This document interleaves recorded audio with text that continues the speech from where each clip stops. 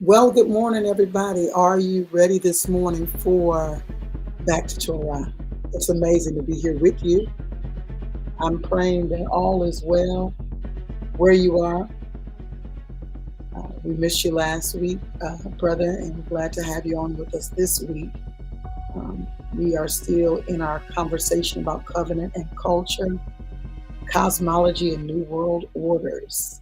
This is part two, but we're in chapter 11. We had um, some revelation in chapter 10 last week, and we had some conversations. But we're glad to be here this morning, and we're glad that those of you that are joining us this morning have awakened. It is our declaration and decree this morning that there's an awakening of the people and a awakening to covenant, awakening to the divine culture of heaven, an awakening to Yah's cosmological system and his order, because there are new world orders. I find it so amazing, brother, that as I put up the video last week, there was a little caption up under the video. A little caption up under the video. You know how they try to kind of fact check you. You know what I'm saying? I had to see if I can get back to it. But it had a little fact checked up under it with the New World Order from Wikipedia, right? And Wikipedia says that the New World Order is a term used in several conspiracy theories, which hypothesize a secretly emerging totalitarian world government. Well, the funny thing about that is that we're way beyond conspiracy theories, because presidents that go way back have been talking about this new world order. And I'm going to share a video with you today that gives you just a glimpse of this thing that they're calling a conspiracy that actually is not a secret anymore. We're awakening to these realities. We are living in the reality of a thing that's been discussed for quite some time. And so now here we are in this age where, they desire to cover up everything, and everything's a conspiracy, right? But it's right in our face. It's right in our face. But it's a conspiracy. You're right. It's a conspiracy. So they felt like they needed to put that up under the video last week. It's a conspiracy theory, yet presidents for multiple presidencies, all the way back to when I was a little girl, and maybe before that, have been talking about these New World Orders. Brother, good morning. It's amazing to have you with us this morning.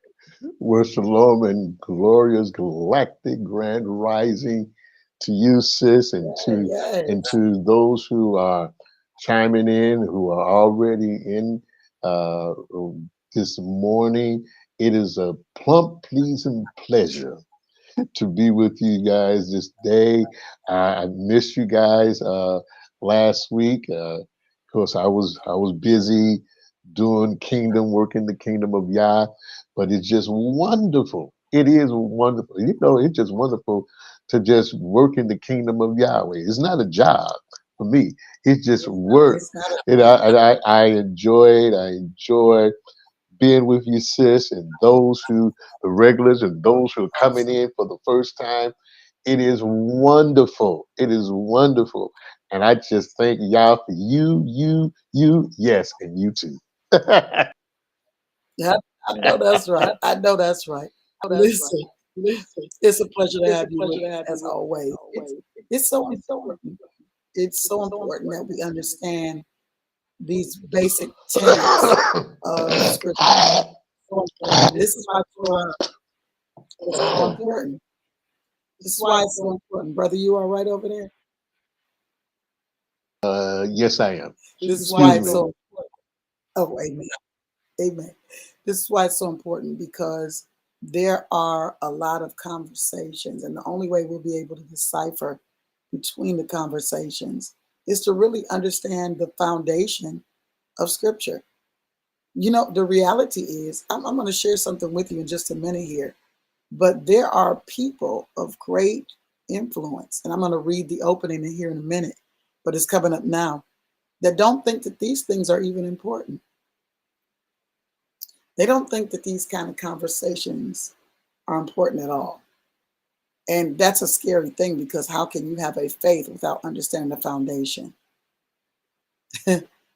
How can you have faith without foundation? It doesn't work like that, you know? It really doesn't work like that. Let me open up something here, and I'm going to read to you. I usually copy this, so I don't have to go through all of this. But brother, you listened to last week. Did you have any particular takeaways from last week? I love my I brother love my because brother because he gonna go listen. If he wasn't there, he gonna listen. That's what we do. Oh well, it's not coming up yet, but not to say that it won't come up. We were in chapter 10 of Genesis genealogy. Okay, Yeah. Why That's so important. So not at this moment, but there's things, I did listen, and I really enjoy the teaching and what have you. So, but as you go forth, some things may come up, and I say, hey, I remember this last week. Absolutely. You know how that is. Yes, absolutely. I love it. I'm pulling it up right now. Genesis chapter 11. You guys can go to that. We will probably refer back to 10. Like brother said, there'll be some things that come up, and we'll go right to them. But I want to read you the opening that the Father gave me, because this is a little controversial for a lot of people that are in the industrial complex called religion. This is going to be a little controversial for you, but that's necessary. If you're going to shift, you're going to need some kind of controversy, some kind of conversation that is opposite the conversation that you are accustomed to. So we're going to go there. This is what he gave me. He said, what if the gospel, which I don't really call it gospel, but I'm using that terminology for lack of better phrases. I usually call it the good message, right? But what if the gospel we've been handed is only a fragment of the full picture, which we know it is? What if the crucifixion that they are talking about so often presented as the center of our faith, but we focus on these things that are not absolutely the message? But what if that was just the consequence of a greater cosmic conflict that many believers have yet to fully understand? This, for me, is where all of the confusion kind of lies, because this is what I was hitting on. Pentecostal, charismatic, and evangelical voices of great influence often dismiss discussions on the Nephilim, the Book of Enoch, and other extra biblical texts. They say that these things are not important, right? That just the cross is important, because that is what they're deeming the gospel. Yet the inspired writers of the scripture operated from an understanding of these very realities regarding the Nephilim, the Book of Enoch, and all the extra biblical texts. What they knew and spoke from is what we are only beginning to rediscover in this hour. These matters are not mere theological curiosities.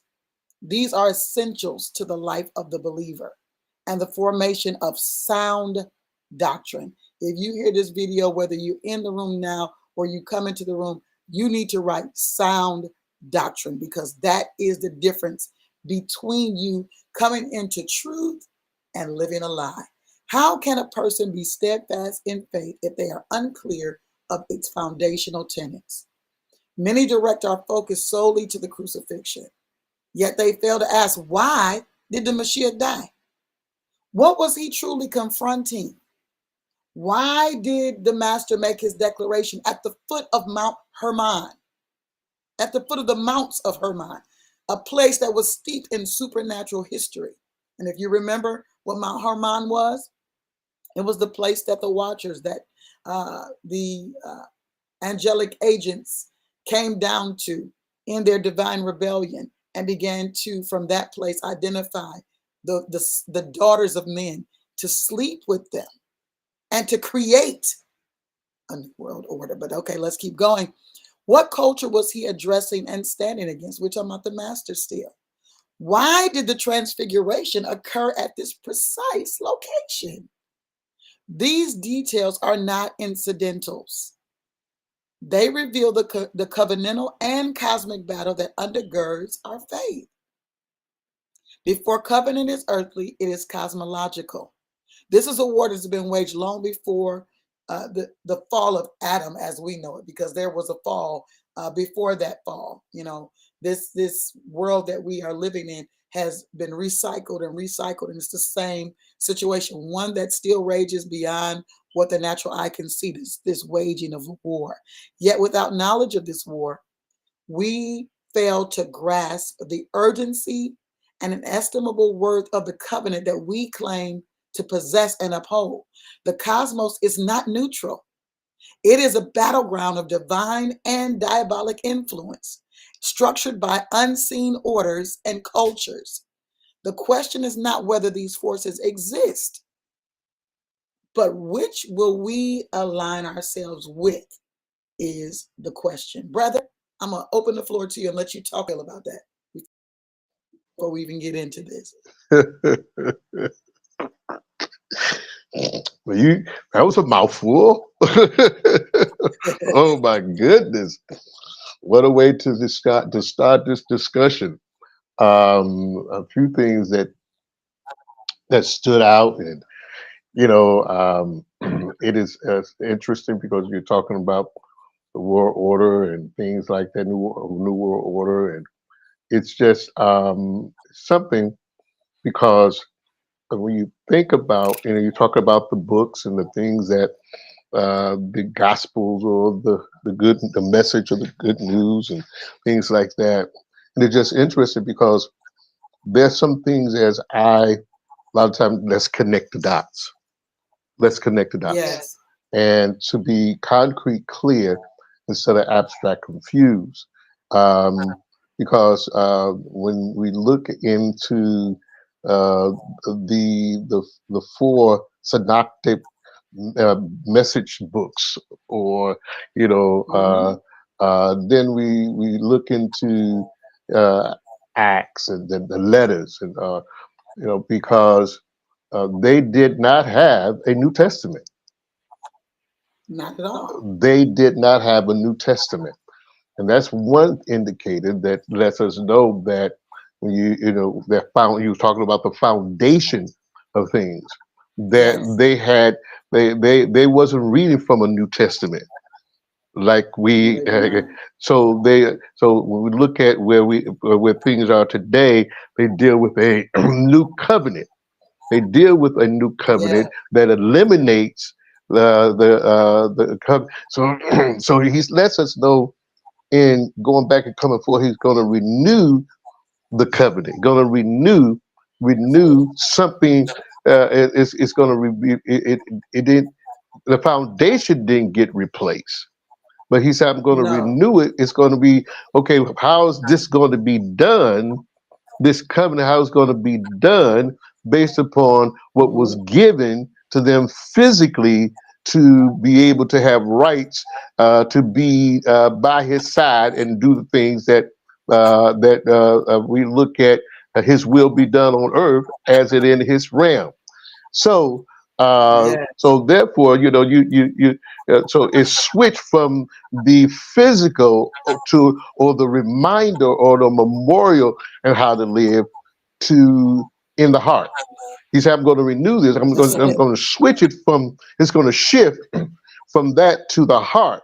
So they did not have a New Testament. And so they, so they talk about, in the industrial religious complex, they talk about the renewed covenant, which is not it's not a new covenant, I'm sorry, a new covenant.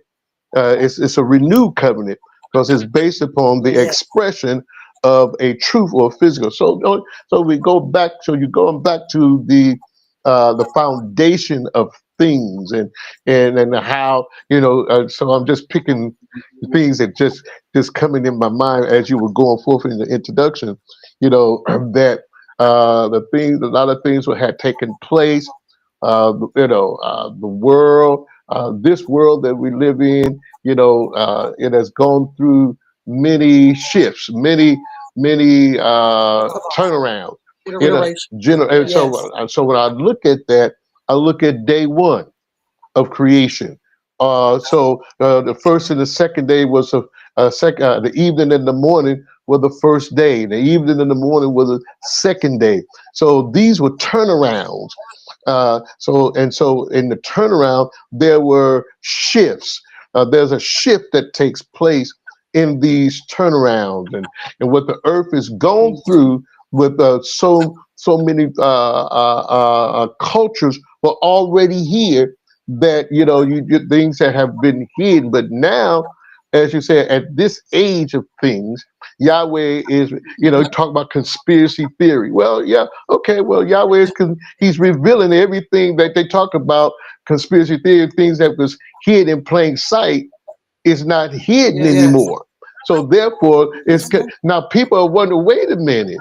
Now, this is because people are experiencing these supernatural phenomenons that has taken place in this in our world today, that now it's like, okay, wait a minute, something it doesn't, but wait a minute, this has been hidden. Right. So now things are being revealed greater. It's not like things have not been revealed, but now the energy of things are being revealed is quicker than ever before. That's it. It's being exposed. Absolutely being exposed. So nothing is being hidden, whether you're righteous or unrighteous. It's being exposed. So all the conspiracy theories, things that have been hidden, to confuse people, got people talking, confused, perplexed, and everything, and the talk and everything. Now it's like, wait a minute, there got to be some truth to this. Anytime you have some truth, you're gonna always have push. When you're gonna have pushback, you got to remember there's some truth that's there. When you got pushback, why is this a pushback? Why it's anti? Because there is truth. There is truth. And so there are a lot of things that are happening, as you were saying in your opening. We are going through this, and we are experiencing this. And you talk about the supernatural, the immortality. He's bringing us back. He's bringing us back because in order to deal with what was done then in the eternal things, how things were, because these angelic agents were immortal. Yes. So he has to bring us back to immortality, to be able to deal with this, and deal with the world orders of what we call the universe, different areas that deals with the different cultures, people, individuals, because spirit knows spirit. Because if we're not spiritually ruled, then we're earthly ruled. Then there's no we can't deal with that which we are out of alignment to deal with. But anyway, those are some of my thoughts. Sis, you laid it out. You laid it out now. Listen, I love the conversation about the renewal, because what the Father's desire is and has always been is to take his creation back to its original setting. How do we know this?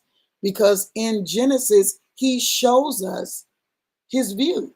He shows us his desire in the recreation of the world, in the recreation of the earth.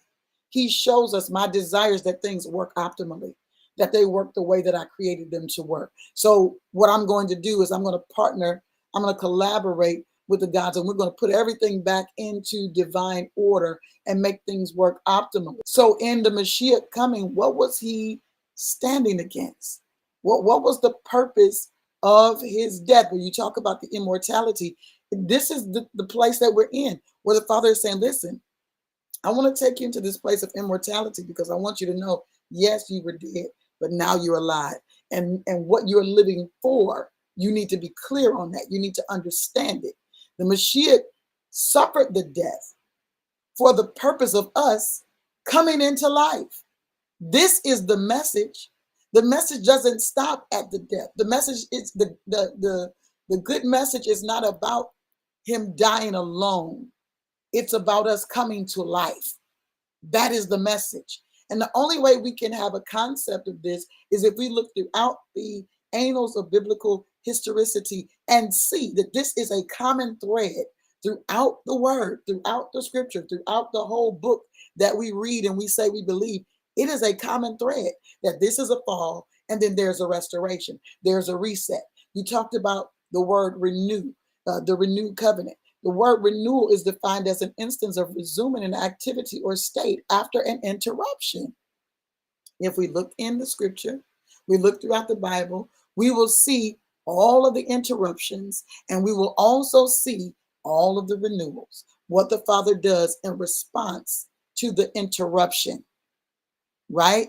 And so this is important because last week we talked about this war over the human lineage. And we looked at a prophetic framework for Genesis chapter 10. Most people look at chapter 10, brother, as just this genealogical archive. It's so boring. Why do I have to read these names? Why do I even need to know this? If you do not understand the history of what's going on, you'll be subject to being led into all of these different concepts. I'll give you a really simple concept that a lot of people don't have they don't make delineation. They don't have a separation of this kind of thing. When we talk about races, that is from a Darwin perspective. It's a Darwinian perspective that deals with mankind as races. Mankind is nations, not races. We are one race as mankind, and that is the human race. But if you don't understand biblical foundation, you could be led into all kinds of ideas, all kinds of concepts, without even understanding what you're being led into. So you're thinking, well, this is right. No, if you're saying that the Bible is your foundation, that there's a belief in what is written, then it's completely conflicting with Darwinianism. It's completely conflicting. And these are things that you, as a believer, have to be able to identify with. I say this often, that as I was growing up, there was a strong inclination to a desire to understand Greek mythology and all of these things. What do I know? I wasn't being taught that in church, but for some reason, I am an avid student of the word by 11, avid student of the word. But for some reason, I'm drawn to Greek mythology. I'm drawn to these areas. Little did I know how they connect from a biblical perspective. That even as we're looking today at chapter 11 and we're looking at Babel, the foundation for Babylon, everything starts as a seed and it grows into something, right? You see the serpent in Genesis, but then you see the dragon in Revelation. Listen, I didn't know at that age of this drawing into these concepts what the Father was doing, why I had this appetite to understand Greek mythology and the different different gods, and why I was so fascinated by that. Like, what is this?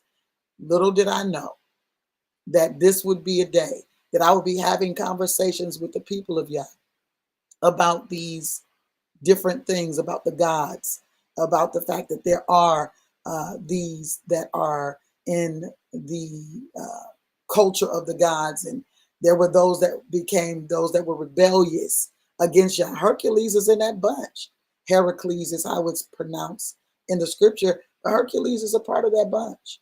These are, this is the God that Elijah was coming up against. Elijah, I'm sorry, was coming up against on his mountain with those gods, or being with those false prophets of Baal. It was Hercules that was being overthrown.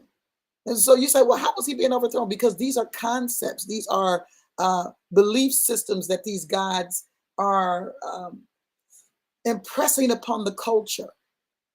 You understand? So when we look in the scripture and we see the Father talking to these gods, Proverbs 23, Proverbs 23. Let me see, it's in Psalms. Hold on, I'm going to pull it up.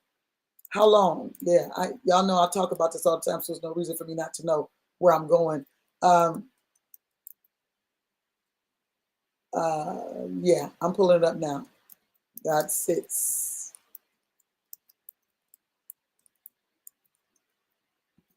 Yeah. I'm pulling it up now so I can be clear. Psalm 82. I talk about this all the time. Psalm 82.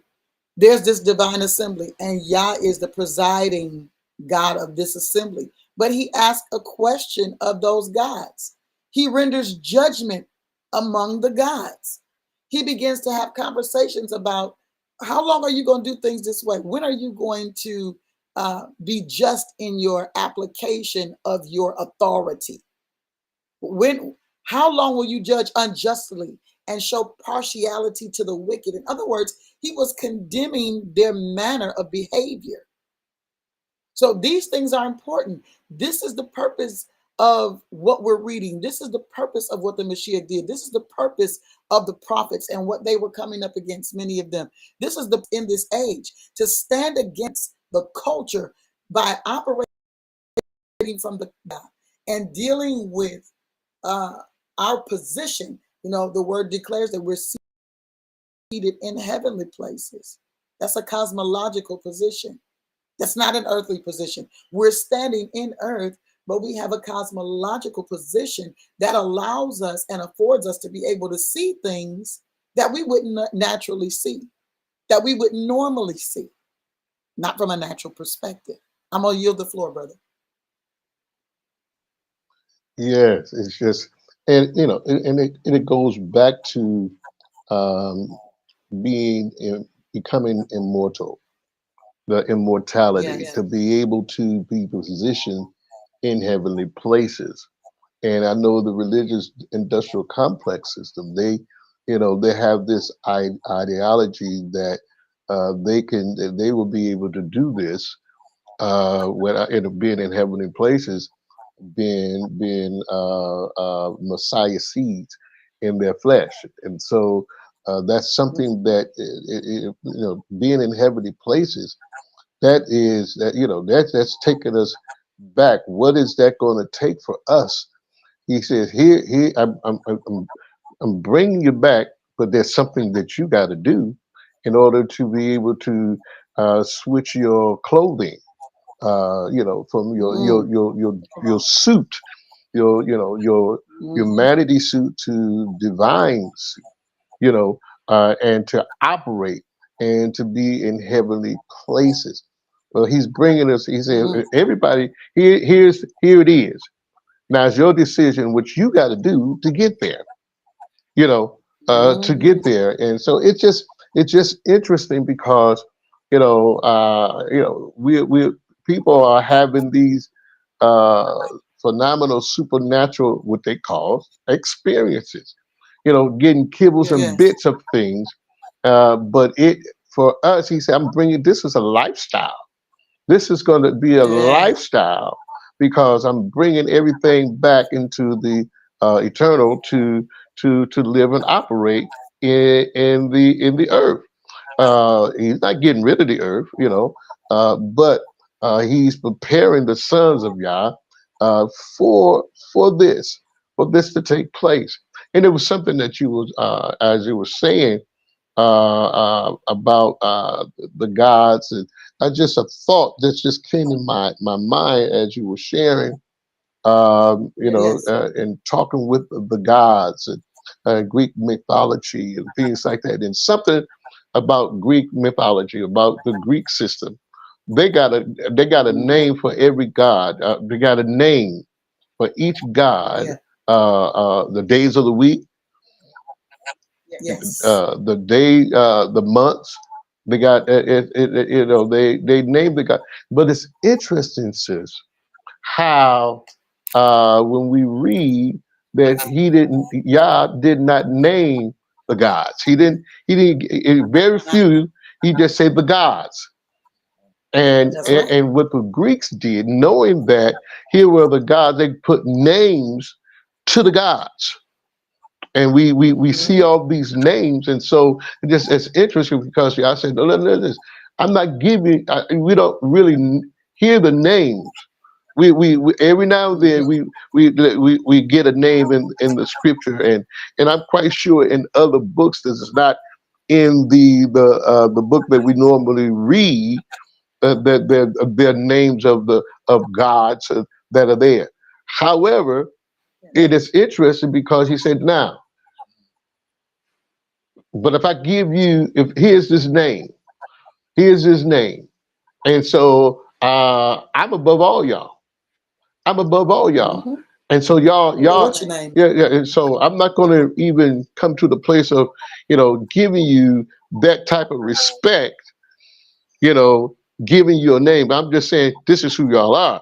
I'm going to talk to you. Y'all gods. I'm going to talk to you, but y'all got to honor me. Bottom line.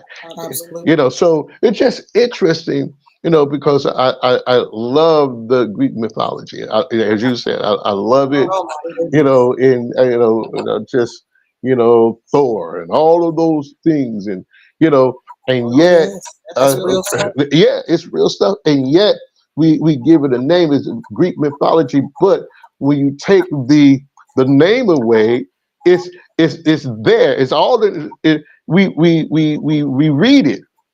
We read about these characters.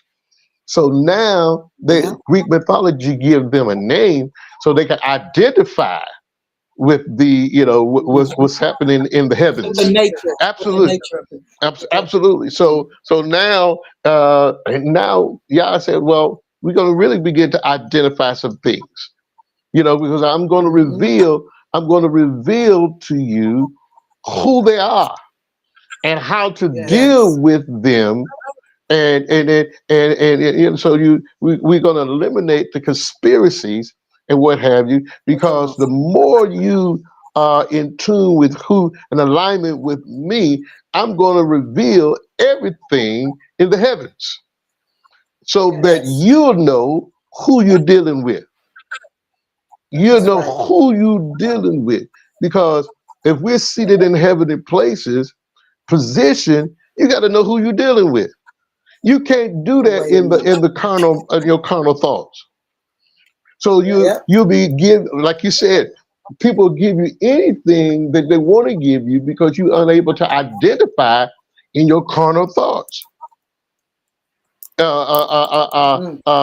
Heavenly places. You have this idea, you have a theory, and conspiracy theory or a theology of what it is, but won't actually be a part of of what it is. You have a study of it. That's all, but you won't have the experience of living what this is all, being in position of this. So, but it's interesting. So these are some of my thoughts as you were It coming, is. as you were sharing. I get kibbles and bits, Yeah. points of your thoughts and everything. Yeah. Yeah. As you were talking, I was thinking about how, this seat, when you look in the garden, this seat to me is akin to that garden space where we begin to identify things. Because when Adam walked with the gods in the cool of the day, when he was walking in that space, when he was walking in divine spaces, there was a desire of the Father for him to identify with what he had created. So he asked questions. And if you notice, even when angelic agents usher the sons of Yah into divine spaces, into dimensions, they ask questions like, what do you see? You notice that? So when we're talking about the seat, the heavenly seat, for me, it was akin to the Adamic revelation of things, the revealing of things in that garden space. That seat is a space where we are able to hear Yah give us the instruction on how to identify things. He said, what is that? What is the nature of that? What does that look like? What is that thing? And as long as we are separated from him, then we don't have an identification on things. But as we are divinely connected, our proximity to him, it details how much will be revealed. It details how much he will reveal to us. It makes me think about Abraham on the mount. No, this is Moshe. I'm dealing with Moshe. Moshe going to that mountaintop and having those encounters and those experiences with Yah, while the people were in a position to be introduced to Yah, they rejected the introduction and wanted only Moshe to have conversations or to be the mediator between them and Yah, right?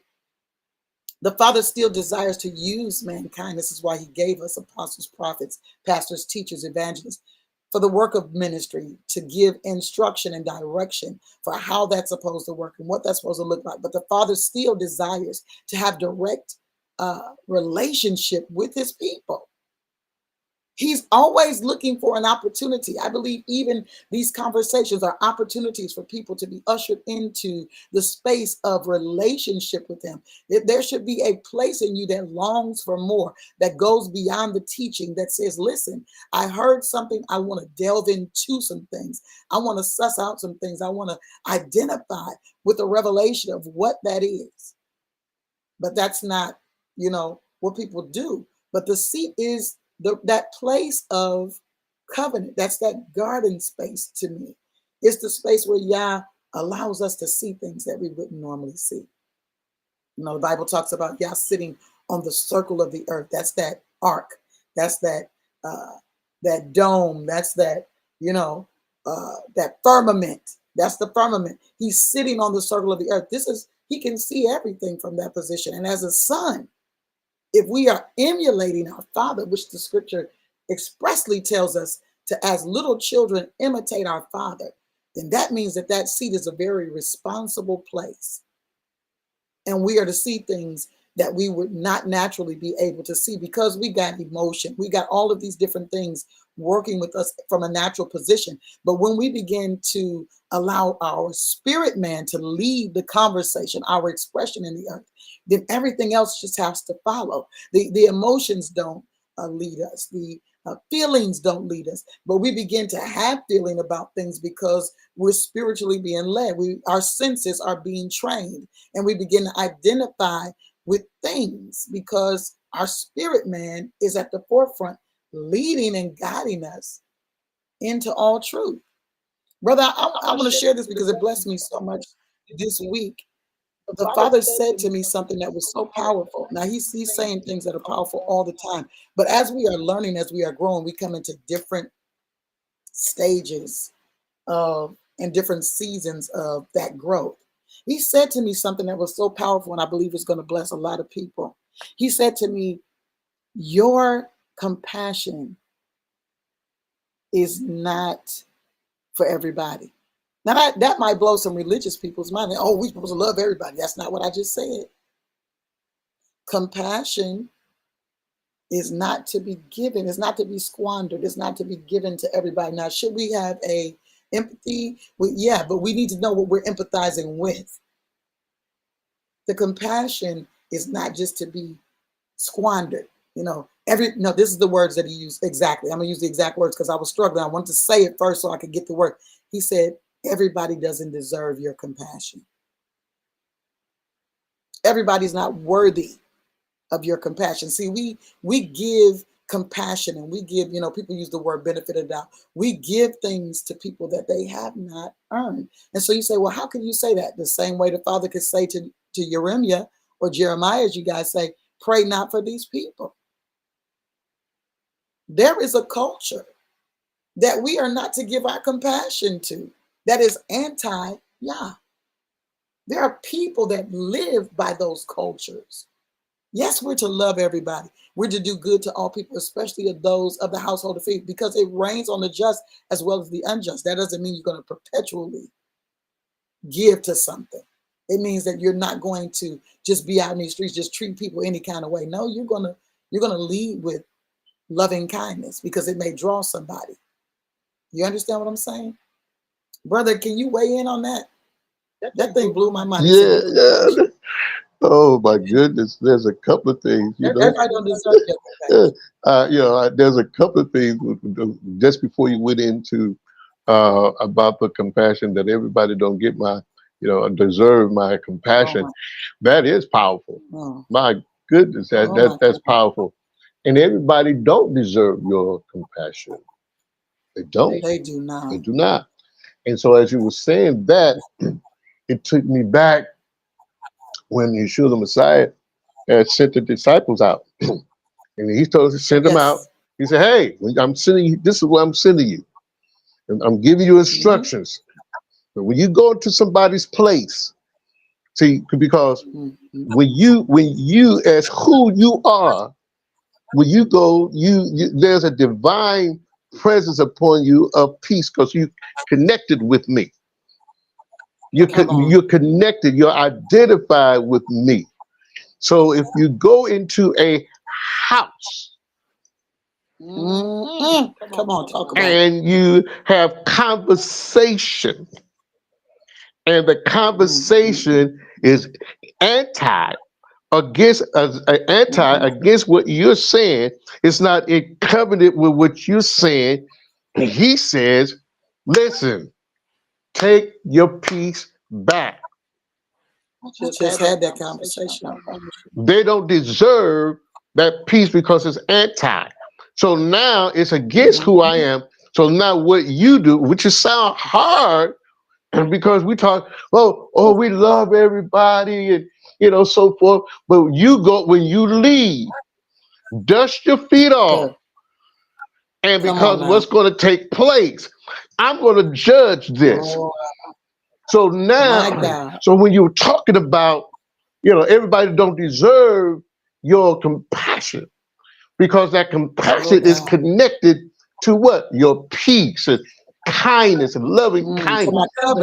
Absolutely. So when it's anti, he said, "What? Take it back. I'm going to deal with this now. I'm going to deal with now because when we say anti, we're talking about, well, it looks like something, they're coming against us. It's real bad and what have.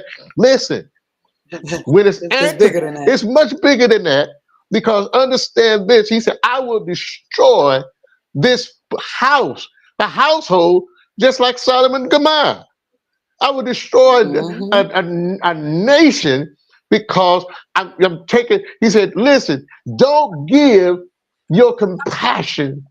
Don't become entangled with this, because it will entice you to live a way that I don't want you to live.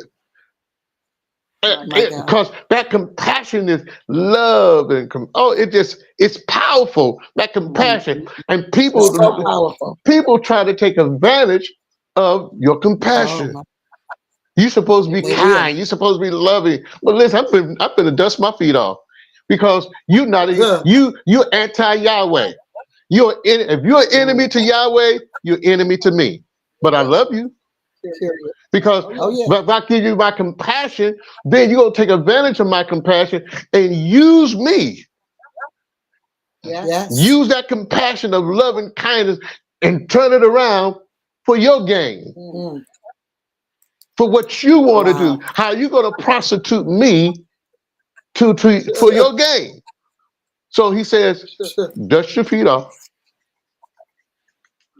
I'm gonna take your peace back. Because I'm very watchful when I say shalom to people in the beginning. I listen to their conversation. I'll say bye. I don't give him my shalom. Because I take it back. Why? Because I'm not in agreement with your conversation. I'm not in agreement with what you're in covenant with. I'm not going to do that. So it's just interesting. But here's another thought, sis. Because you was talking about, as you were talking, I thought about the high priest. It'll come to me when they were the worship. The worship of how things how he shifted the worship. Because you were talking about when in Exodus, he said, and the children of Israel rejected Yahweh. Yes, they did. They rejected the spirit of Yahweh. They said, well, give it to Moshe, as you stated. Give it to Moshe, and he'll give it to us.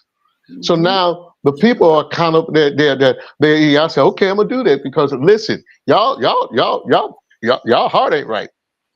Y'all will die. They really recognize that y'all do exist. They heard for over 400 years Egypt about this, about the Yah, Abraham, Isaac, and Jacob. They heard about this, but now they're in a position that they know that it's true. But yet he says, you give it to. They said, give it to Moshe, and he'll give it us. So we look at man. We're accountable to man. People say, whatever you say, without because they're constantly rejecting the spirit of Yah. But Yah said, I'm going to renew this. It's going to be by the Spirit. So Moshe, the high priest, they would go behind the veil. They become, immortals. Yah said, I could deal with you. I'm in alignment with you. I could talk to you. And so he had to clean up the children and all that, come to the mountain, the foothill of the mountain and everything. He said, because if you don't, I won't accept them. So I'm gonna show you. So when they rejected him, he said, hey, I love you so much. I'm going to do all these things so that the priests, they standing in the gap for you, so you can stay clean to be in my kingdom. Come on. Where, because listen, if not, I'm gonna put you outside the camp. Period. You got to get right. So a lot of things they done. Absolutely. So he said, now the priest, the high priest, would go behind the veil and come down. If he wasn't right, you dying. So that was the type of worship where they physically, Yahweh would come down. They didn't see everything behind the veil. They couldn't see it. Only the high priest would see the things that happened in the temple, especially behind the veil. They couldn't see. It wasn't revealed to them because it was hidden. And it's interesting because where we're at now, Yah said, you're gonna see what they saw, but it's going to be a different way of how to see it. And that was, now, it's interesting because the veil was rent. There's no glory behind the veil now. Come on, no. Period. Glory. He said, I seek for those who will worship me in spirit and in truth. Not behind the veil. Not behind the veil, because you got the religious industrial complex. They got the people that say, I want to go behind the veil. What for? There is no I'm in worship. I'm in worship. So you're going to see a false narrative. You're going to see a false narrative because there is no glory there. My God. So so the separation comes with misunderstanding and not understanding. Here he says, this is what I'm going to do. I'm seeking because now I want to come behind the veil. I want to come behind the veil, not the temple, but the spiritual temple. Come on. The spiritual house. It was a switch in the position. Absolutely. I want to come, and the only way that you're going to be able to see what I want you to see is that I'm behind the veil. However, that to sit on your seat of your heart. But if I'm not there, you're going to see, your position is you're going to see other things, but it's not me. You're going to get some glimpses. Absolutely. So I want to be able to come in and sit, because I'm looking to come behind the veil, because I'm going to reveal everything who I am in you. You're going to see what I see. You're going to hear what I hear. Come on now. Because if you do this, I will heal your land. I will take sickness away from you. If my people who are called by my name will humble themselves and pray, seek my face, turn from their wicked ways, then he said, I himself will hear from heaven. Where? From where you behind the veil, within us. Then he said, then I could come in. When I do that, then everything that's crooked now is going to be straight. Now you're going to be able to see. You'll be able to see like they saw in the garden. You'll be able to see in the spiritual, in the heavens. You'll be able to see all these things will be revealed. And you'll have conversations with the gods of the universe. Who is anti and who is for. And it's interesting, sis, because people are into the ancestors now. The ancestors. Come on. And I say, okay, well, let's just go there. I Let's said, do go. you know that there are two sets of ancestors? Yeah, the great cloud of witnesses Great cloud of and witnesses and The fools. come on now. There are those who are righteous and the ones that were not righteous. Now, which one are you talking about? Who are you talking about? What ancestors you talking about? The great cloud of witnesses? Come Or on. the ones that are not? That's bearing witness for where you at now, Come on. compared to those well, he said, I will I will punish the children to the third and fourth generation That hate me. Yes. that hate me. Mm-hmm. You got them both. Which side are you talking about? Which side are you going to understand? And it's just so when you those I had to write it down because you were flowing. I had to My write God. little notes down right quick because you were flowing. I said, oh, right, Oh my okay, God. okay. Let me put that right there. You know, I got my long hand. I Come can't on. write fast as like everybody. So I had to put my own little shorthand and my Mm-hmm. own little pictorial. What that mean? I had to go Hebrewic, Come on.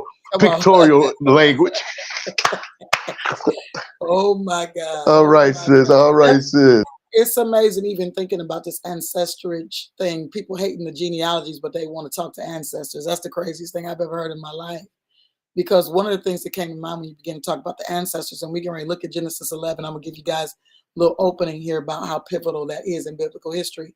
But one of the things that that brought to mind with the ancestry piece, I was just getting ready to say something. Ooh, it was just on the tip of my tongue.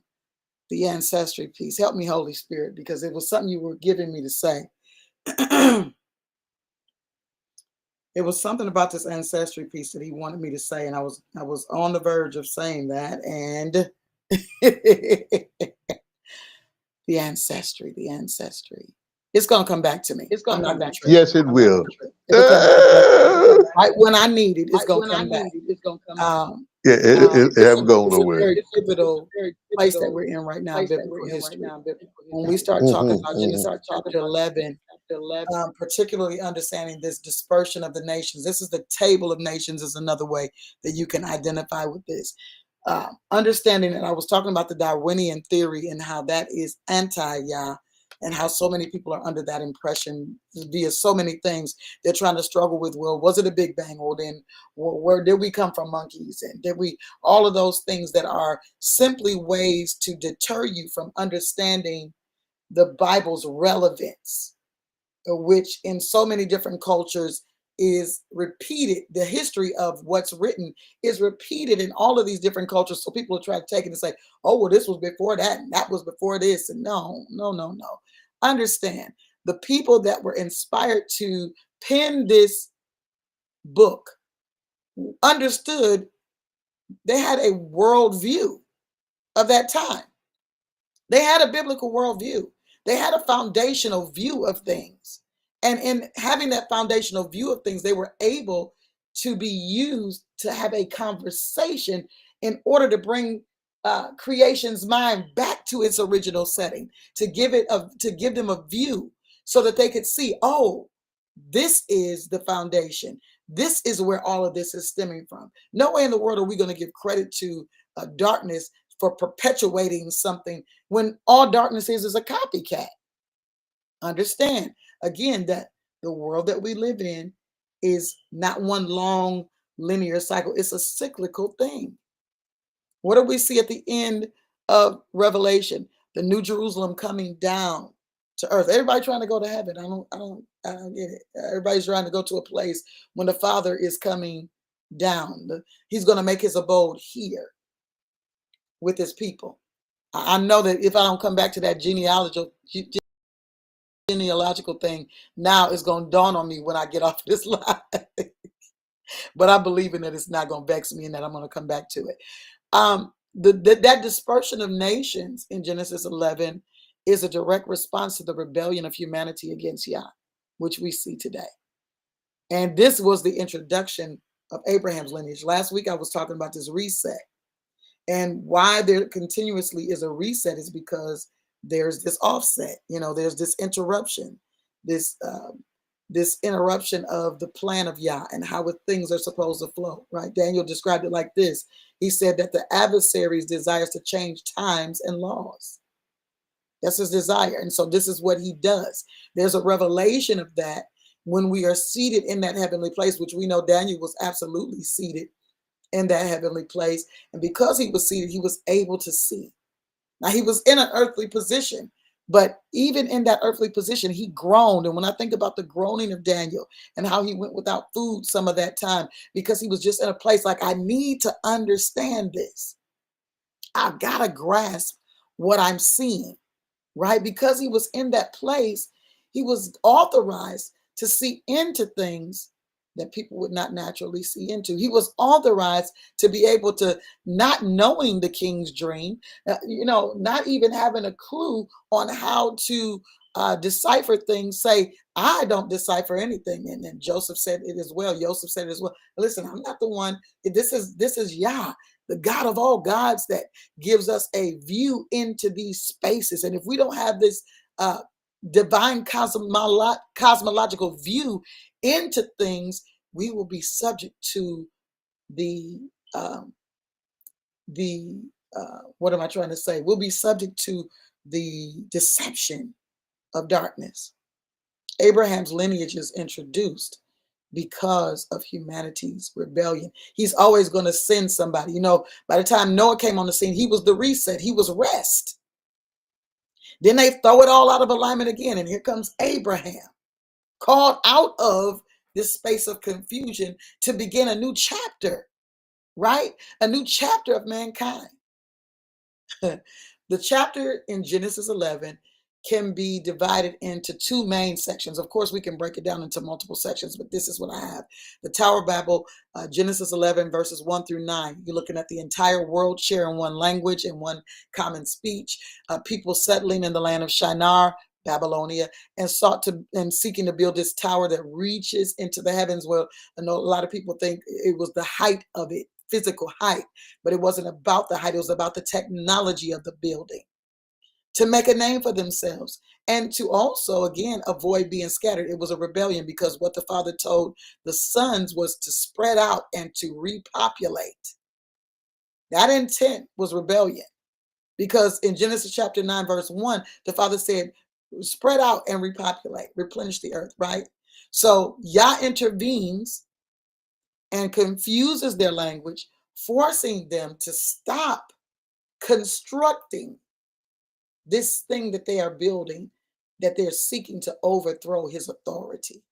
And when we think about Babylonia or Babel, the basis of Babel is confusion. We know that that comes out of the fact that the Father confounded the languages. But by the time you get to Babylonia or Babylon, right, we're dealing with the gate of the gods. So this is where we get all of these identifications. It's not just the scripture that gives us this. The word itself is a corroboration of the fact that this is a space where these different kings of different genealogies are going to come into this space and to rule and to bring in their gods as a point of worship. It was the same thing with Babel. They wanted to overthrow. They wanted to be seated in a heavenly place. They wanted to overthrow Yah. And now Babel becomes Babylon. And now that concept of Babel, this confusion by mixing, right? Now they are seeking to come together again to build a thing and to usher in, once again, their gods to sit in a position. The second way that we can divide this is the genealogy from Shem to Abraham. So Genesis chapter 11, verses 10 through 32, the lineage of Shem is traced through 10 generations that lead to Terah, the father of Abraham, an idol worshiping, idol creating dad, and the father of Abraham, Abram, later called Abraham, right? Terah took his family, including Abram, from Ur of the Chaldeans toward Canaan, but settled in Haran. That's where he died. And that's what happens with a lot of people. They are moving from one place to the next, but then they settle because they don't want to any longer come into the revelation of things. They, oh, no, I'm settled on this. And that's where they get stuck, and that's where death occurs. This genealogy serves as a bridge to Yah's covenant plan, once again, setting a stage for Abram's call, in which is aligned in Genesis chapter 12, the next chapter, through whom Yah would bring redemption to the nations. Again, I told you, you're going to constantly see this reset and then this disorder, this reset and this disorder. Why? Because the Father desires, from a biblical worldview, this is how I analyze it, divine sovereignty. He's going to intervene to direct human history according to his will. He's going to ensure that mankind is fulfilling his original command to fill the earth. He's going to ensure that mankind is fulfilling his original command to be the gods of the earth and to function as gods in the earth. He's going to release judgment and mercy, because the confusion of the language was both a judgment on human pride and a merciful redirection to give them an opportunity to get back to his plan. He said, I'm not going to flood the earth again. We see his compassion in this thing, right? But he also judges the thing called human pride and gives them an opportunity to be redirected to his plan. We also see here, from a biblical worldview, rebellion and redemption. The Tower of Babel represents man's attempt to establish dominion apart from Yah, apart from him. But the calling of Abraham marks the beginning of Yah's redemptive plan through this chosen family. That's where Abraham is, where we first see a Hebrew term. Before that, these were the nations and the isles in their generations and their genealogies, in their tongues, in their languages, in their dialects, right? But Abraham is the father of this culture called the Hebrew family. The nations and God's plans. The scattering of Babel sets the stage for the rise of nations, which we will later be addressing through the covenant with Abraham. Ultimately, that was fulfilled in the Mashiach. So Genesis 11 highlights the contrast between human ambition, apart from Yah, which we're going to see all the days of our life, and your redemption. That paves the way for this Abrahamic covenant that follows in Genesis chapter 12. We're going to consistently see human ambition apart from Yah. As a matter of fact, it was a challenge of the Mashiach. Even in his fasting for 40 days and 40 nights, it was the challenge that he was met with. And the word declares to us that he was in all points tempted like we are, yet without sin. He was tempted to do it without the Father. He was tempted to operate in his human ambition, because even in his human ambition, he was a God because of how he was created. But to do it separate from his Father would have meant that he was working from another kingdom. He was working on behalf of another king. You understand what I'm saying? Brother, I'm going to open it up for you for a minute, and then I'll jump in with this Genesis chapter 11. All right. Just some of my thoughts, because this is something that is quite revealing, very prevalent to what's happening even today. Yes. As you were saying, and so my thoughts going back to the new world order. I'm going back there. And so as I see this is each day of creation was a new world order. Mm-hmm. The first day of creation, a new world order. Mm-hmm. The second day of creation, a new world order. Mm-hmm. Third, fourth day, sixth day, a new world order. Then here is the seventh, all these days of creation, a new world order.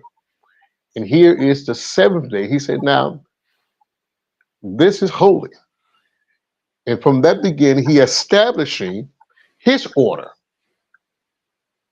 Because he said the seventh day is holy. But it's going to reveal. And so when we see the seventh day, and he said this is holy, now this is my day. It's not a day of creation, but this is a holy time. So we're still in that we're still in this holy time now. Yes. From the beginning. So he says, now it's holy. I'm establishing my government. Yes. My covenant in the earth on the seventh day. Mm-hmm.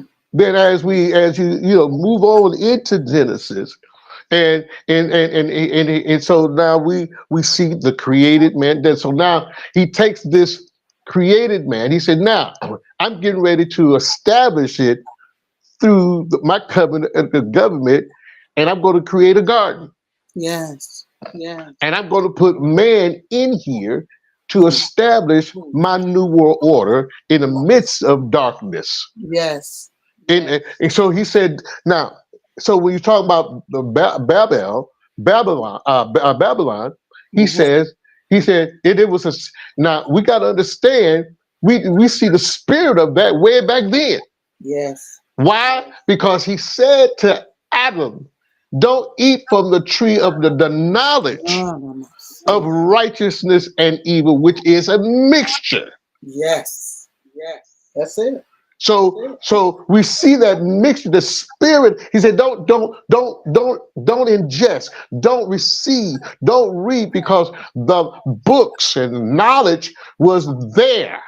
Yep. Because now I'm going to reveal all the new world orders from day 1 to day 6.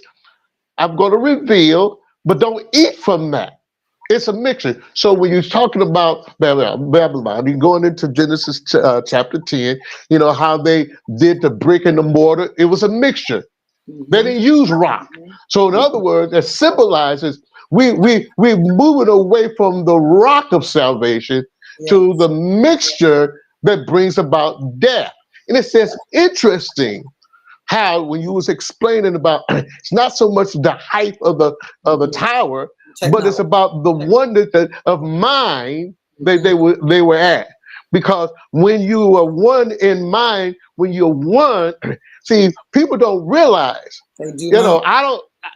I don't teach partnership, and I don't teach friend, husband and wife being friends. I teach as one. Why? Because that's powerful. Yes, it is. Oneness is powerful, whether you understand it righteously or unrighteously. Oneness is powerful. It's a frequency. You can't. So now, how powerful it is. So he said, hey, they're dealing with oneness. They can accomplish everything being one mind. It is interesting. So they building this building, the tower and everything. So I was saying, I'm gonna stop this. And as we read and what have you, I'm gonna deal with the language of, and I'm gonna they're gonna be spreaded. Yeah. They're gonna be spread. Yeah. And so now it's interesting because here's my thought. Talk to me. This might be a little something. Because I'm going back to Jezebel. Yes. At the end, a lot of people say, this lady, she was faithful to her husband. She didn't cheat on her husband. Never. She was faithful. She wanted to promote him for her gain. Yes. Promote his weakness for her gain. For what? For the gods to come in and be a mixture with the children of Israel. Period. That's it. So now at the end, coming to the end of her demise, this is where we see that she fixed herself up. Come on. Decked herself out, got pretty, and got up in the what? Tower. Yep. She got up in the tower, yes, which represents Babylon. Period. Because she wanted to bring a mixture, confusion. She wanted to ascend. Absolutely. In their mind. So now we're looking at, now it was in-house. The eunuch, that threw her down. It was already prophesied. Right. Babylon is falling. Come on. Well, so we get glimpse of this with Daniel and some of the prophets of what's going to take place with Babylon. Yes. Babylon. So now, in Revelations chapter 17, come on, we see the mystery of the great mother of the whore. Come on now. Has fallen. Babylon. So now we're here at the end of age. that Yah has revealed, the spirit of Babylon, It's false. the mixture, the confusion of the language. And so you got to understand this one thing. See, you got a Babylon spirit in marriages. You do. You do. It's not oneness, it's a mixture. And so therefore it brings a lot of confusion Yes. into what is supposed to be one and perfect. Yes. Yes. So now we people get divorced and spread the language. Huh. The language is confused, and we begin to go and spread confusion and mixture. My God. Where they come from. And it's just interesting because now the spirit, the energy of Babylon is intense. It is. Yah said, I revealed to you on the seventh day my government, but I'm establishing my order, my world order. Come on. So now I've shown you, I've given you everything that you need to establish the New Jerusalem, because the New Jerusalem got to come when the earth is purified. Come on. Come on. It can't come down now where the earth the way it is. So I gotta get it. The earth got to be renewed. That's it. For me to connect, reset. So now, so Babylon is falling. It's crumbling.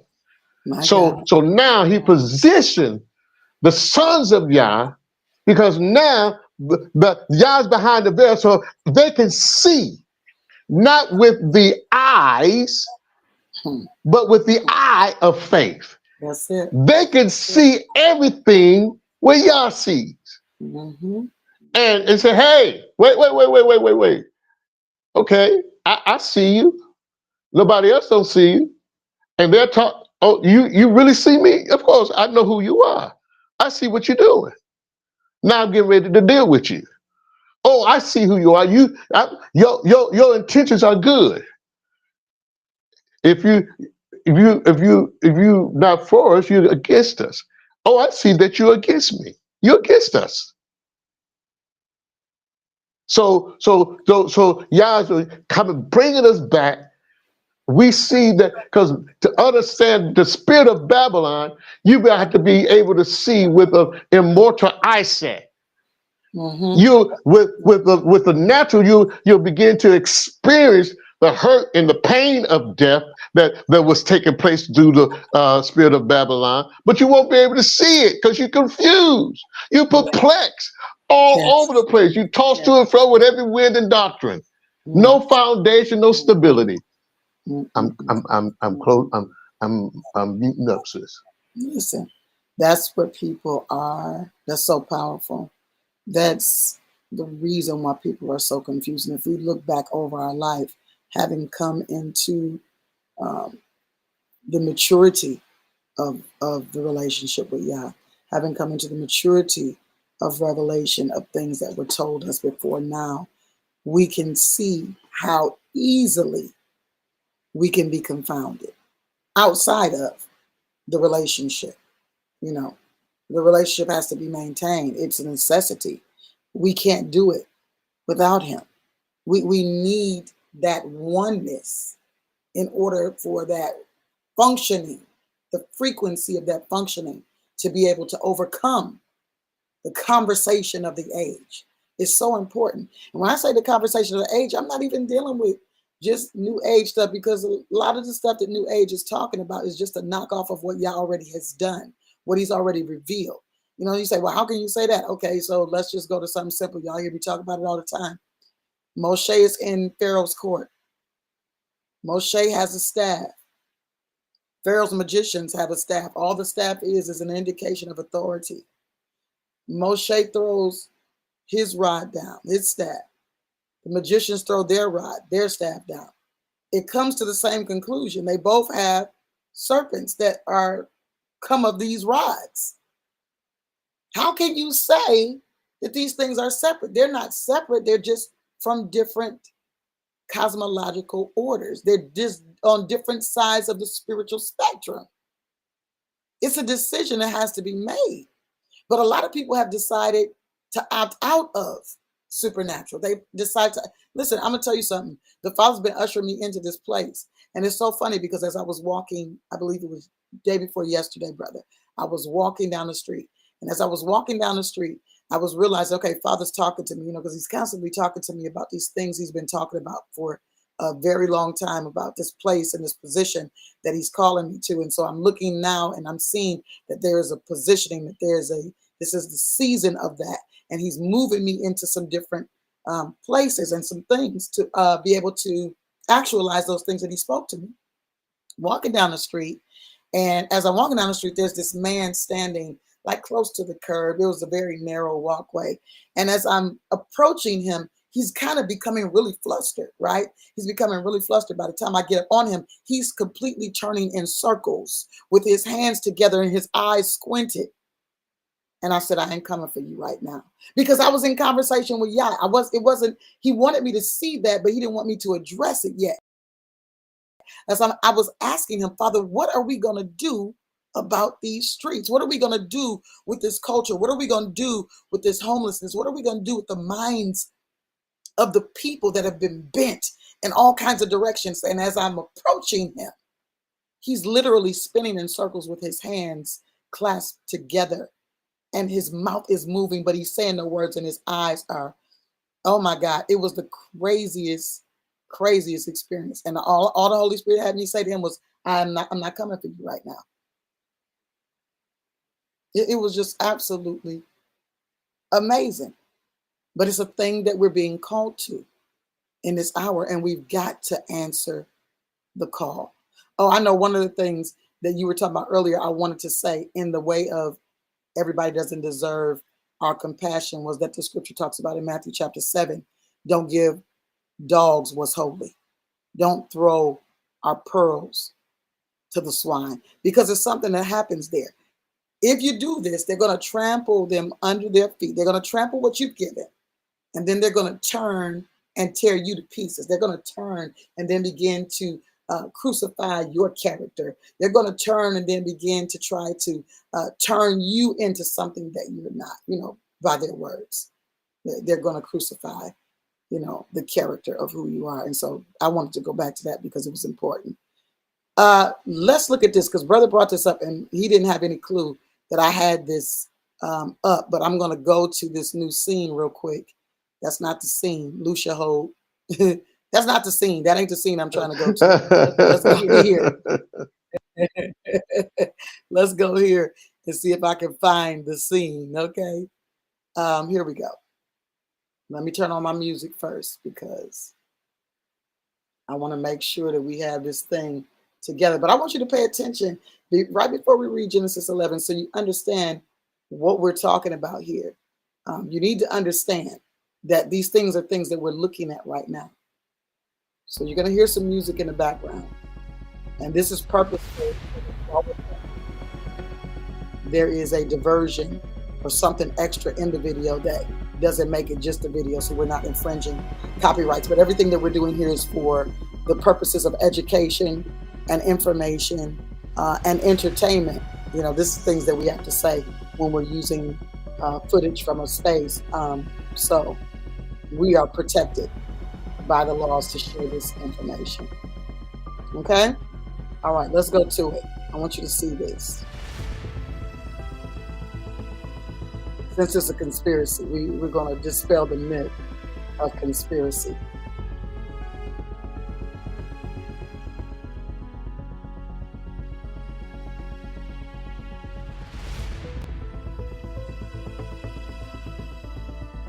Is it showing the image? I don't see the image. If you don't see the image, just listen to the words.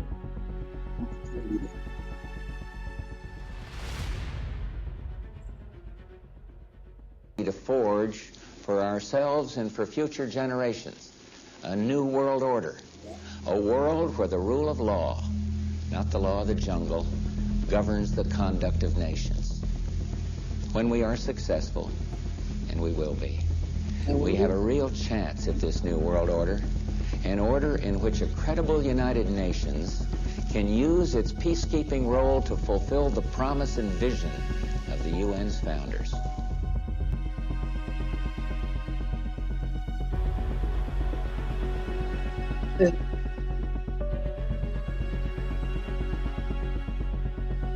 Now, I'm hoping that you heard that. They said there's a new world order. We have a big chance at establishing this new world order, and we will. And we will. Hold on one second. Let me stop this. All right. It's not a conspiracy. I can give you another video that shares the same sentiment, and it's in the voice of many presidents that this thing is stated. So what are they talking about? If you listen to something that this new character, and I call them characters because everybody that sits in that seat is a character of sorts to be used for whatever the purposes of the establishment are to get us to a place. So, you know, you got good cop, bad cop, you got all of that. So when you listen to the conversation about these things, you'll hear him giving, you know, the new character that's in office, you'll hear him giving all of the breakdown of what this order looks like. Doesn't mean that he's not necessarily a part of the order. It just means that he's the good cop right now that's supposed to be revealing to you all of the things. And I say this all the time. You must understand how supernality works.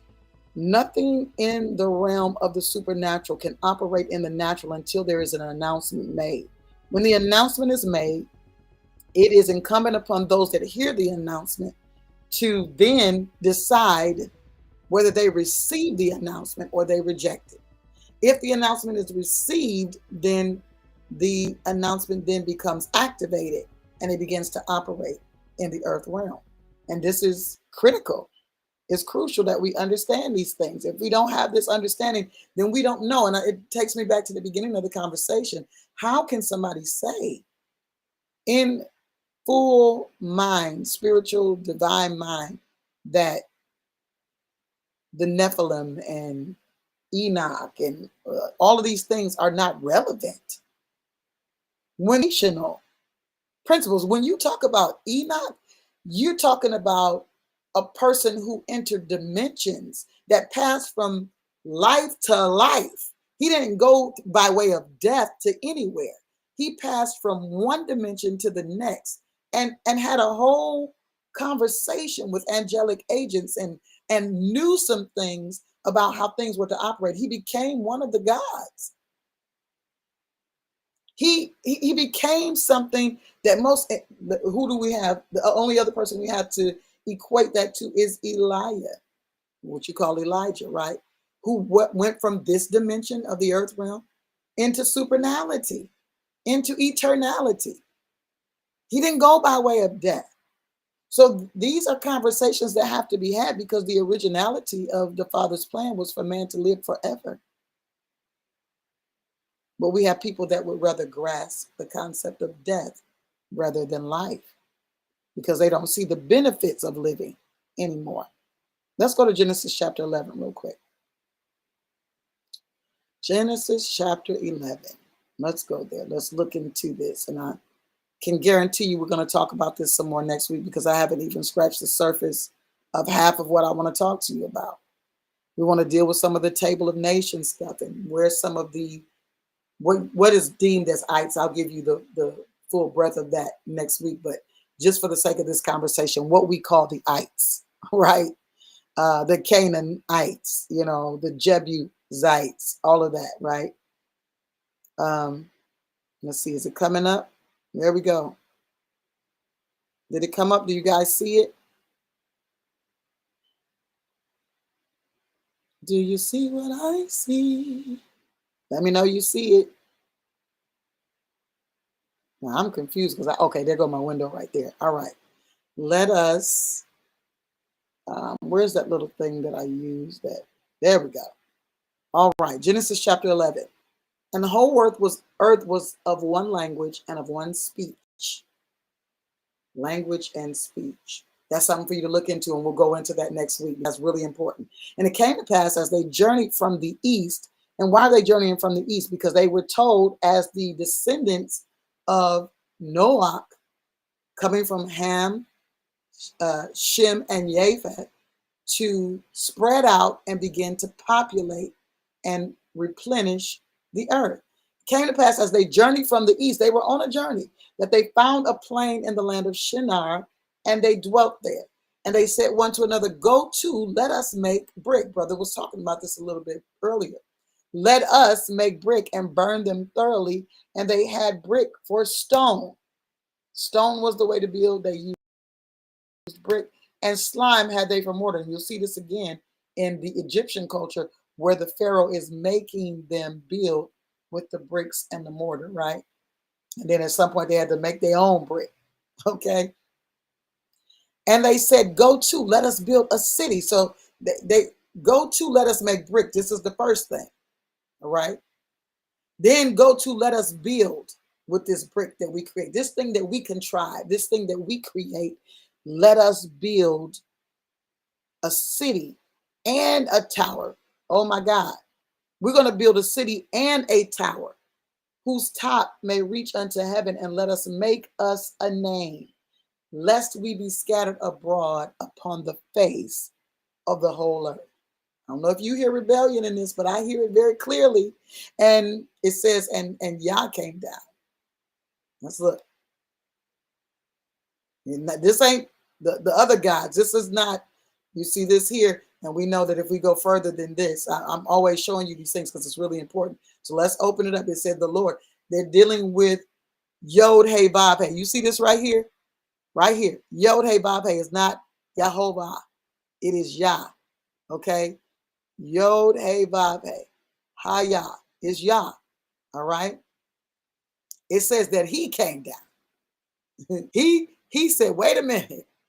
I'm not going, there's certain things that I'm not even going to give the gods to do. This is not a task for them. This is not a recreation for y'all. This is not a chore for y'all. It says that Yah came down to see the city and the tower, which the children of men builded. And Yah said, behold, he's talking to the gods. The people is one. About this oneness, right? This unity, right? And they all have one language.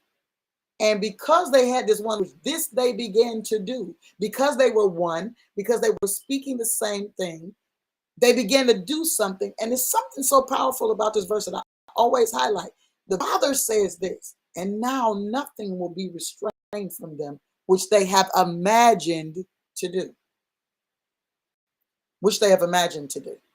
So we're looking at the oneness, we're looking at the unity or the oneness of the language, and then there's something that happens or something that is activated, and then there is no restraint because of what is in the imagination. Can you imagine what this looks like in a setting where believers come together? I was thinking about this the other day, and the Father's been talking to me about this sound again, and it's a thing that's a recurring thing.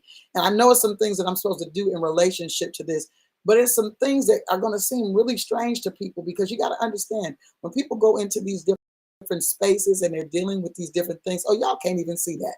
I'm on a thing that's got the scripture behind it. We're not going to worry about it. Next week, it'll be in the front. I'm not even going to worry myself with that. At the end of the day, when we look at these things and we see these things, we have to begin to recognize that the Father's desire is to bring us back to this oneness. And why the oneness? Because the frequency of oneness is not that of confusion. It's that of order. But in divine order, it brings chaos in the camp of diabolic nature. I'm going to open the floor because we're not going to get through this today. We're going to have to do this next week. Brother, what say you?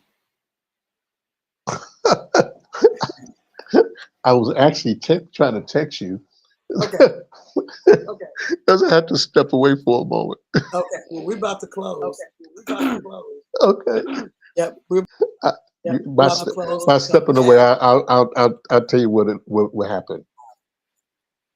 Okay. Okay. Okay. Yes. We're getting ready to close because there's so much here. And what I've already shared with you, I really want you to go back and begin to delve into that and begin to pull some things apart and look deeper into some things. But before we go, I'm going to share a brief thing with you. We look at this. We were talking about how they ruled over Babylon, the nations that ruled over Babylon, and the gods that they brought in. We're looking at this right now in this Babel conversation where they're desiring to overthrow, where they're desiring to bring something in that is going to be, in their mind, seated in that heavenly place, seated in the position of rulership. And when we begin to deal with doing things separate from Yah, this is the posture that we're taking. This is the level of rebellion. No, the Bible talks about rebellion being as the sin of witchcraft, right? It's the separation. Rebellion is the separation that says, I don't need Yah. And the word declares that a fool says in his heart, there is no God, right? He's not saying with his mouth, oh, I don't believe in God. There is no God. That's not the point. It's, I don't believe that there are consequences. I don't believe that there are outcomes. I believe that I can do as I please. And as I please is going to produce whatever I please. But the reality is that we see that the Father comes and he confounds the situation. This is why a lot of people are operating from a place of confusion, because they don't have the foundational elements that they need to be able to decipher and to make decisions that will bring or yield the outcomes, the divine outcomes that the Father is desiring for them. It's so necessary that we understand as we look at this, that there's no contradiction here. You know, people that don't understand the Bible or don't have revelation of the word will say that chapter 10 to 11, there's a contradiction. It says that they were separated in the isles of their nations and their languages and their tongues according to their groups. And this is a fact, but it was a prophetic conversation before it gave us this background that brought the separation, right? And so when the Father scatters them upon the face of the earth, he ceases this building that they're creating. He ceases this idea, this he stifles the activation of this imagination. And at the end of the day, we must understand that imagination is not a negative thing. But when our imagination is in alignment with Yah, there is nothing that is impossible. So as we're being called into the various places and spaces and industries and all of these different things that the Father's calling us into in this hour, there is nothing that can stop us. There's nothing impossible. The only thing that can stop us is us and our disbelief of what the Father is saying to us about what he desires and about us and about who we are. There is a place where there is an inability for anything to restrain you from accomplishing divine imagination. But there has to be oneness. Oneness internally, oneness in your speech. Everything has got to be aligned. And when there is a oneness in your speech and there's an internal oneness between you and the Father, then you begin to do something that cannot be restrained. But it's not on your own terms. You know, in verse 3, it's talking about them, you know, let us go make this brick and then let us go build. No, it's not that. It's us with the instruction of Yahweh, with the instruction of Yah. You know, everything that the sons did in scripture, everything that you see the sons doing from a biblical perspective is under the direction or under the guise of divine instruction. And under that guise of divine instruction, there was protection and there was provision. This is the thing that the Father is calling us to in this moment, to realize that the protection and the provision that we desire of him is in our obedience to the instruction and standing with him, not against him in the thing that we've been called to. Listen, we're going to stop it here for this week, but we're going to come back. We're still going to be in Genesis chapter 11. I want you to go ahead and read through that. Go ahead and read through it. It's not that long. It's really not that long. But go ahead and read through it. And as you get back to the genealogies in the second half, the descendants of Shem, I'm praying that you begin to understand the importance of this. And maybe next week, the Father will allow me to share this ites conversation with who comes out of what, so that we can see that this is not about races, but this is about nations. And maybe that myth will be just dispelled in our hearts and in our minds, and we're going to operate in a different level of truth, understanding that everything that the Father has given us, He's given us everything we need to operate in the earth, everything that we need to function, everything we need to live godly lives and to please Him. And those godly lives that are going to please Him have everything to do with our position in the earth and our conversation in the earth. I love you guys. Listen, again, we were blessed to have our brother here with us today. I want you to remember that you're blessed, and don't forget it. We will be consistently here at that 6:30 hour, unless I'm traveling and there's a postponing of it, or the hour is changing because of my travel. And we will also have the technological things ironed out for next week. I absolutely did all of this before I got online. So this was not a thing where I was just pulling stuff up. Y'all know I have done this before, so I don't understand why these things are happening the way they're happening. But to Yah be the glory. We'll sort it out next week. Listen, the body is not a me thing. You know, that's our saying. It is a we thing, and we are coming together in this hour, and we are coming together in revelation, in oneness, to begin to perpetuate this frequency of Yah in the earth that cannot be restrained. It's going to create an order for the sons, but it's definitely going to create chaos in the realms of darkness in this hour. Listen, shalom, shalom. We love you so much. Until next week.